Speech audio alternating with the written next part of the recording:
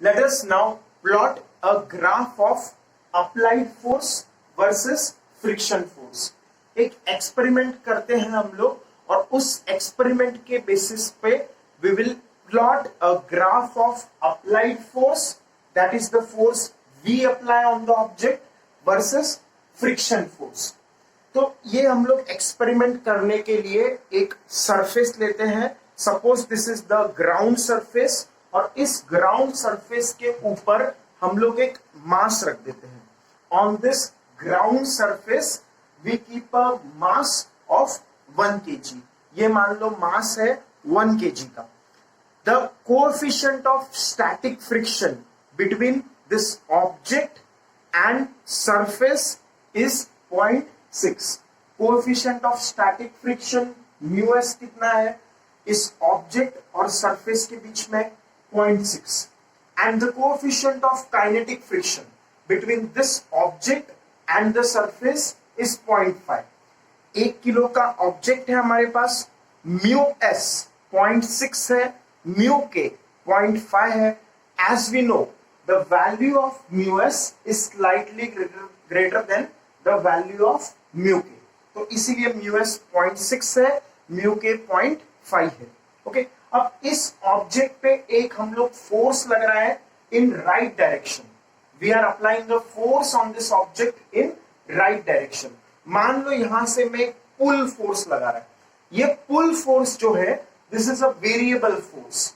ये टाइम के साथ साथ वेरी होता है और उसका वैल्यू है F is equal to t, where t is time. 0 seconds पे ये फोर्स 0 होगा. F is equal to t है कि नहीं, फोर्स इक्वल्स टाइम. तो अगर मैं टाइमर स्टार्ट करूं, मान लो मैंने टाइमर स्टार्ट किया, suppose I start a timer. अब ये टाइमर में जब 0 सेकेंड्स है, at time 0 the force will be 0 because T और F का वैल्यू सेम है. तो टाइम 0 सेकेंड पे फोर्स अप्लाइड 0 न्यूटन होगा, टाइम 1 सेकेंड पे फोर्स अप्लाइड 1 न्यूटन होगा, टाइम 2 सेकेंड पे फोर्स अप्लाइड 2 न्यूटन होगा, 3 सेकेंड पे 3 न्यूटन, 10 सेकेंड पे 10 newton and so on. Okay, so this is the meaning of variable force. Force varying with time. 0 time पे 0 Newton, 1 second पे 1 Newton, 2 second पे 2 Newton and so on. ये मैंने table यहां पे बना दिया.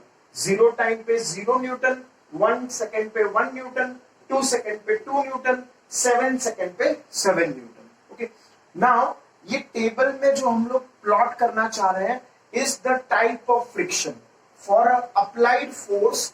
What is the type of friction which we have, and we are also plotting the value of friction. Friction का वैल्यू भी हम लोग देखना चाह रहे हैं, टाइप ऑफ फ्रिक्शन भी देखना चाह रहे हैं और इस टेबल में हम लोग एक्सीलरेशन कितना है वो भी निकालेंगे. So for that let us do some Newton's law equations. तो हम लोग न्यूटन्स लॉ इक्वेशन लगाते हैं इस ऑब्जेक्ट के लिए. इस ऑब्जेक्ट पे एक तो हॉरिजॉन्टल में फोर्स लग रहा है F is equal to t और पीछे के डायरेक्शन में यहाँ पे फ्रिक्शन फोर्स लगेगा. Friction force will act in backward direction, पीछे F फ्रिक्शन रहेगा. The friction force will act on the horizontal surface. ये सरफेस और ऑब्जेक्ट के बीच में से हम लोग फ्रिक्शन फोर्स दिखाएंगे. तो फ्रिक्शन फोर्स का वैल्यू है F, अप्लाइड फोर्स का वैल्यू है capital F. This is the horizontal force. Okay, और इसके कारण हो सकता है कि बॉक्स जो है या मास जो है उसका एक्सीलरेशन हो आगे A लेटर से. एक्सीलरेशन कितना हो सकता है लेटर से A due to this forces in the horizontal direction. हो सकता है acceleration ना भी हो. उसके अलावा what are the other forces acting? Other force acting will be the weight of the object. इस object का वजन कहाँ है, नीचे के डायरेक्शन में, which is mg. weight is mg और mass of the object कितना है, इस object का mass है 1 kg, इसीलिए m को मैंने रखा 1. g का वैल्यू कितना होता है, g is 9.8 मीटर पर सेकेंड स्क्वायर. अब g का जो वैल्यू है 9.8 मीटर पर second square, this is almost equal to 10. तो इसीलिए मैंने g का अप्रोक्सीमेट वैल्यू माना है 10. तो g का अप्रोक्सीमेट मैंने वैल्यू लिया 10 तो 10 मीटर पर सेकेंड स्क्वायर। ओके, तो 1 into g becomes 1 into 10, 1 into 10 होगा 10, तो इसीलिए वेट है 10 newton. The weight of the object is equivalent to a force of 10 newton. 1 kg object 10 newton force नीचे वेट के फॉर्म में आता है। उसके अलावा we have normal reaction for a object and a surface. एक सरफेस पे अगर मैं ऑब्जेक्ट रखता हूं तो वेट उसका नीचे के डायरेक्शन में होता है। The gravitational pull of earth on this object is in downward direction and the normal reaction offered by the surface on the object. ये जो सरफेस है ये इस पे नॉर्मल रिएक्शन ऊपर के डायरेक्शन में दिखाएगा, which is denoted by symbol N. तो ये एन सिंबल हम लोग ने यहाँ पे दिखाया। अब नॉर्मल रिएक्शन और वेट दोनों इक्वल होते हैं if the body is in equilibrium. ये बॉडी अगर रेस्ट पे है तो upward force equals downward force. Upward force है n, तो डाउनवर्ड फोर्स 1g। तो नॉर्मल रिएक्शन n का वैल्यू भी 1g आएगा। 1g is 1 into 10 which is 10 Newton again. तो n का वैल्यू आ गया 10 न्यूटन। ओके, तो this is the thing which we require in this, n का value 10 to find the friction force. Friction का हमारे पास दो फॉर्मूला था। स्टैटिक फ्रिक्शन का maximum value was mu into N. ये याद है सबको। Static friction is self adjusting, minimum value 0 से maximum value mu into N. तो स्टैटिक फ्रिक्शन का maximum value mu into N हम लोग कैलकुलेट कर रहे हैं। म्यू का वैल्यू क्वेश्चन में दिया है 0.6, एन का वैल्यू हम लोग ने कैलकुलेट किया, इट इज 10 न्यूटन। तो 0.6 इंटू 10 बिकम 6 न्यूटन। तो इसीलिए स्टैटिक फ्रिक्शन का जो मैक्सिमम वैल्यू है that will come out to be 6 newton by this formula. Fs max is mu s into n, which is 0.6 into 10, which is 6 Newton. Coming to the kinetic friction, if you remember, kinetic friction is constant. उसका value होता है mu k into n. तो F kinetic friction equals mu k into n. mu k का value यहाँ पे 0.5 है, तो hence 0.5 लिया मैंने जो कि क्वेश्चन में दिया है। n का वैल्यू हम लोग ने कैलकुलेट किया, इट इज 10 न्यूटन। तो 0.5 इंटू 10 बिकम्स 5 न्यूटन। तो ऐसे हम लोग को काइनेटिक फ्रिक्शन का वैल्यू आ गया, स्टैटिक फ्रिक्शन का मैक्सिमम वैल्यू आएगा। That is what I have jotted down here. Fs max equals 6 Newton and Fk equals 5 Newton. Now let us proceed further.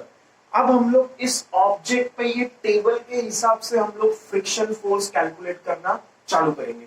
यहां तक फर्स्ट 3 कॉलम्स तो तुम्हें समझ में आ गया होगा, एटलीस्ट फर्स्ट 2 कॉलम्स। ये कॉलम टाइम का कॉलम है, टाइम 0 1 2 3 4 5 6 7 8 9 10 सेकेंड्स चलते ही रहेगा। और फोर्स अप्लाइड भी टाइम के साथ साथ वेरी होगा। The force will increase with time. At time 0, force is 0. At time 1, force is 1. At time 2, force is 2. At time 7, force is 7. At time 10 seconds, force will be 10 Newton. So on. Okay. अब type of friction के बारे में बात करते हैं। तो for that, let us take this first row. ये first row हम लोग पहले calculate करते हैं। Let us calculate the first row. अब time 0 पे इस ऑब्जेक्ट में कोई फोर्स लग रहा है क्या? नहीं। टाइम 0 पे इस ऑब्जेक्ट पे अप्लाइड फोर्स 0 है। अप्लाइड फोर्स 0 है तो ये स्टैटिक ही रहेगा, रेस्ट पे रहेगा। रेस्ट पे है इसीलिए हम लोग ने टाइप ऑफ फ्रिक्शन लिखा स्टैटिक। ये टाइम 0 पे अप्लाइड फोर्स 0 है तो ये रेस्ट पे रहेगा। रेस्ट पे है तो कौन सा फ्रिक्शन एक्ट कर रहा है? Static friction. एक्चुअली तो कोई फ्रिक्शन एक्ट ही नहीं कर रहा है, बट अगर जबरदस्ती पूछा जाए कौन सा फ्रिक्शन है तो इट इज 0 न्यूटन। फ्रिक्शन नहीं है वहां पे। और अगर टाइप ऑफ फ्रिक्शन पूछेंगे तो it is at rest, so we will say static friction. तो फ्रिक्शन भी 0 है क्योंकि अप्लाइड फोर्स नहीं है, कोई फोर्स अप्लाई ही नहीं होगा तो फ्रिक्शन कहां से आएगा? तो there is no friction. Okay, तो रेस्ट पे है तो एक्सेलरेशन कितना होगा? 0। This completes the first row. Time 0, applied force 0, type of friction static friction, friction का value 0 क्योंकि कोई force apply ही नहीं हुआ तो friction है ही नहीं, और acceleration है ही नहीं क्योंकि rest पे है तो acceleration 0। तो first column समझ में आया। Now first row, now going to second row, अब हम लोग सेकेंड रो समझना चालू करते हैं। ओके, तो सेकेंड रो में क्या है, टाइम 1 सेकेंड है, तो टाइम 1 सेकेंड, टी का वैल्यू 1, तो एफ का वैल्यू भी 1 हो जाएगा। टी 1 है तो एफ 1 न्यूटन है, तो T1 एफ का वैल्यू 1 न्यूटन। अब 1 न्यूटन जब लगेगा तो स्टैटिक फ्रिक्शन होगा या काइनेटिक फ्रिक्शन होगा? तो for that let us think about this calculation. The maximum value of static friction is 6 Newton. इसका मतलब क्या है, मैंने तुम्हें पहले बताया था, अगर एक ऑब्जेक्ट है, इस पे मैं 1 न्यूटन फोर्स लगाऊं तो क्या कोई मोशन हो रहा है? नहीं, क्योंकि static friction up to 6 newton झेल लेगा, वो सेल्फ एडजस्ट कर लेगा। अगर मैंने 1 न्यूटन फोर्स इधर लगाया तो static friction 1 Newton opposite direction में लगेगा। मैंने 1 न्यूटन यहां लगाया, स्टैटिक फ्रिक्शन 1 न्यूटन पीछे लगा, तो ओवरऑल फोर्स 0 है। जितना आगे पुल किया है उतना ही पीछे पुश का फोर्स है, जितना हम लोग अप्लाइड फोर्स है उतना ही फ्रिक्शन फोर्स है, तो there is no motion. It is a situation like this. एक अगर मान लो ऑब्जेक्ट को मैं यहां से 1 न्यूटन से खींचू और यहां से भी 1 न्यूटन से खींचू, तो क्या ये ऑब्जेक्ट कहीं जाएगा? दोनों साइड से सेम फोर्स से खींच रहे हैं तो ये ऑब्जेक्ट वहीं के वहीं रहेगा। तो 1 न्यूटन के केस में ऐसा ही होता है। 1 न्यूटन जब हम लोग फोर्स अप्लाई कर रहे हैं तो स्टैटिक फ्रिक्शन भी 1 न्यूटन लगता है, वो अपना वैल्यू अपने आप एडजस्ट कर लेता है। That means it will adjust its value on its own. तो 1 सेकेंड पे applied force 1 Newton and the type of friction is static friction and its value is 1 Newton because it adjusts its value. Applied force 1 है तो static friction भी 1 होगा। Okay, तो अगर static friction है तो ये रेस्ट पे ही रहेगा, तो acceleration 0 होगा। Now going to the third column, time 2 second हुआ, तो टाइम 2 सेकेंड अगर होता है तो फोर्स अप्लाइड 2 न्यूटन होगा, तो अप्लाइड फोर्स 2 न्यूटन। लेकिन जैसे ही मैंने 2 न्यूटन फोर्स लगाया, इस ऑब्जेक्ट पे 2 न्यूटन फोर्स लगाया, पीछे स्टैटिक फ्रिक्शन पे 2 न्यूटन लगेगा, क्योंकि स्टैटिक फ्रिक्शन 6 न्यूटन तक अपना वैल्यू एडजस्ट करेगा। अप टू 6 न्यूटन वो झेल सकता है। Maximum value of static friction कितना है, कैलकुलेट किया हम लोग ने, 6 न्यूटन। तो up to 6 newton there will be no motion. Okay, तो 2 न्यूटन पे भी क्या होगा, applied force 2 newton, static friction लगेगा और हम लोग का फ्रिक्शन आएगा 2 न्यूटन और एक्सेलरेशन होगा 0, क्योंकि स्टैटिक है। Static means at rest. Same story goes for 3 seconds. 3 seconds पे अप्लाइड फोर्स 3 न्यूटन होगा, तो अप्लाइड फोर्स 3 न्यूटन। अब फ्रिक्शन भी कितना लगेगा, 3 न्यूटन। ये देखो, ये वैसा सिचुएशन है जैसे मैंने अगर अप्लाई किया फोर्स 1 न्यूटन तो स्टैटिक फ्रिक्शन लगा 1 न्यूटन, ये ऑब्जेक्ट यहीं पे रहेगा, कुछ नहीं होगा। मैंने अप्लाइड फोर्स किया 2 न्यूटन, स्टैटिक फ्रिक्शन लगा 2 न्यूटन, वो अभी भी वो ऑब्जेक्ट पे नेट फोर्स 0 है, कोई मोशन नहीं होगा।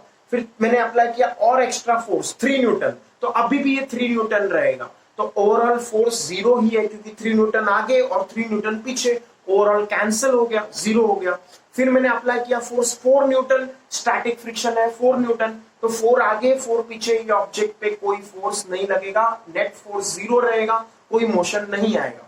5 न्यूटन फोर्स अप्लाई किया, अगेन स्टैटिक फ्रिक्शन 5 न्यूटन होगा, तो 5 न्यूटन फोर्स पे भी स्टैटिक फ्रिक्शन 5 न्यूटन है, ओवरऑल नेट फोर्स 0 है, देयर इज नो मोशन। तो 1 2 3 4 5 यही सेम कहानी होगा। ओके, तो 5 न्यूटन पे भी we have static friction and अब स्टैटिक फ्रिक्शन का वैल्यू कितना है, 5 न्यूटन। ओवरऑल एक्सेलरेशन 0 है क्योंकि स्टैटिक है। ओके, अब 5 सेकेंड्स पे तुम सोचोगे जैसे 5 सेकेंड्स काइनेटिक फ्रिक्शन के बारे में, तो 5 newton is the kinetic friction, 5 newton is the kinetic friction. तो क्या मोशन होना चाहिए इस ऑब्जेक्ट का? नहीं, अप टू 6 न्यूटन ये ऑब्जेक्ट वहीं पे रेस्ट पे रहेगा। 6 न्यूटन तक there will be no motion. जैसे ही टाइम 6 सेकेंड हुआ तो अप्लाइड फोर्स 6 न्यूटन हो गया। अब 6 न्यूटन अप्लाई हो गया फोर्स, तो अब मोशन जस्ट चालू होगा। When I apply a force of let us say 1 Newton, there is no motion. When I apply a force of 2 Newton, friction पीछे 2 Newton लगेगा, net force 0 हो जाएगा। When I apply a force of 3 Newton, friction पीछे 3 Newton लगेगा, net force 0 हो जाएगा, again it is at rest. अब मैंने 5 Newton force लगाया तो भी there friction will be 5 Newton static friction and it will still remain at rest. लेकिन जैसे ही मैं 6 न्यूटन फोर्स लगाएगा तो 6 न्यूटन अब उसका मैक्सिमम वैल्यू आ गया, अब वो झेल नहीं पाएगा, अब वो ऑब्जेक्ट मूव होना चालू हो जाएगा, तो ऑब्जेक्ट के पास अब मोशन आ जाएगा। तो ऑब्जेक्ट के पास मोशन आ गया मतलब अब वो मोशन में है, मतलब काइनेटिक फ्रिक्शन एक्ट होगा। तो at 6 newton the applied at 6 seconds the applied force is 6 newton and now the friction is kinetic friction because now the object starts moving। तो kinetic friction act होगा और kinetic friction का value कितना होता है, constant होता है, it is 5 Newton. we calculated f k is mu k into n, तो mu k which is 0.5 into n which is 10, तो 0.5 into 10 हो जाएगा 5 न्यूटन। तो हम लोग का kinetic friction का वैल्यू आएगा 5 न्यूटन और हम लोग एक्सीलरेशन फाइंड करेंगे, इट विल बी 1 मीटर पर second square using this formula.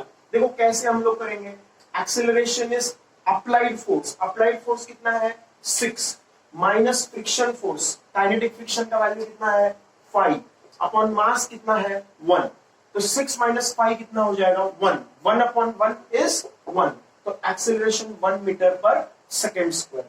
Then 7 seconds पे at 7 seconds the applied force is 7 Newton. तो यहाँ पे अप्लाइड फोर्स कैपिटल F कितना है 7, तो 7 और फ्रिक्शन फोर्स कौन सा रहेगा 7 न्यूटन पे अगेन काइनेटिक फ्रिक्शन रहेगा क्योंकि 6 से ज्यादा उसका मोशन चालू हो जाएगा। Any force applied greater than 6 newton will lead to motion, तो 7 न्यूटन फोर्स के कारण भी मोशन होगा, तो 7 माइनस 5 अपॉन 1 बिकम्स 2 मीटर पर सेकेंड स्क्वायर।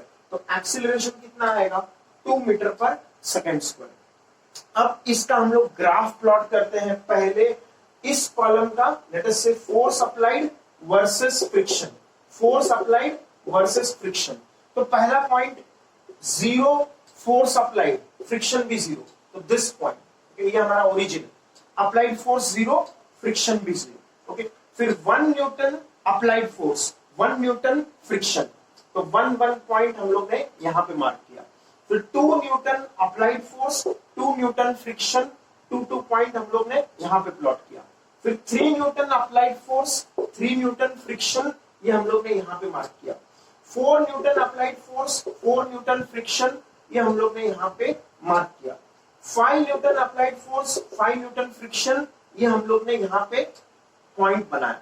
फिर 6 Newton applied force, 5 Newton friction, क्योंकि 6 न्यूटन पे मोशन चालू हो गया, मोशन चालू हो गया तो काइनेटिक फ्रिक्शन कितना है कांस्टेंट वैल्यू 5 न्यूटन, तो 6 न्यूटन अप्लाइड फोर्स पे काइनेटिक फ्रिक्शन कितना है 5 न्यूटन। तो 6 न्यूटन पे हम लोग क्या देखेंगे कि 6 न्यूटन पे हम लोग का जो अप्लाइड फोर्स है, at applied force of 6 newton we have kinetic friction which is 5 newton, which is this point। Okay, तो ये 6 न्यूटन में ये थोड़ा सा ग्राफ ऐसे नीचे आएगा। ओके, फिर 7 न्यूटन अप्लाइड फोर्स 7 न्यूटन, इस पे काइनेटिक फ्रिक्शन कितना है अगेन 5 न्यूटन, तो 7 न्यूटन पे 5 न्यूटन, तो 7 हमारा पॉइंट ये है, तो 7 न्यूटन पे फ्रिक्शन कितना है 5 Newton, so this is this point. फिर वैसे ही अगर कंटिन्यू करें 8 न्यूटन अप्लाइड फोर्स, उस पे भी फ्रिक्शन कितना होगा 5 न्यूटन। 9 न्यूटन अप्लाइड फोर्स, उस पे भी फ्रिक्शन कितना होगा 5 Newton. 10 Newton applied force, friction कितना होगा 5 न्यूटन, बिकॉज बाद में सिर्फ काइनेटिक फ्रिक्शन लगता है, बाद में कौन सा फ्रिक्शन लगता है काइनेटिक फ्रिक्शन, और काइनेटिक फ्रिक्शन का वैल्यू कांस्टेंट है विच इज 5 न्यूटन। तो अगर इन पॉइंट्स को हम लोग ज्वाइन करें तो it will look something like this, graph ऐसा बनेगा, और 6 न्यूटन के बाद ये ग्राफ अचानक से नीचे गिरेगा and this will be a constant because this corresponds to kinetic friction। ये जो है हम लोग का ये kinetic friction है, और यहां से यहां तक वैल्यू ऑफ फ्रिक्शन बढ़ रहा था with the applied force, ये static friction है, यहां से यहां तक static friction, और फिर 6 न्यूटन के बाद ये kinetic चालू हो जाएगा, और ऐसा हम लोग का ग्राफ बनेगा। up to 6 Newton we have static friction and after 6 Newton we have kinetic friction। so this is the nature of the graph for applied force versus friction force।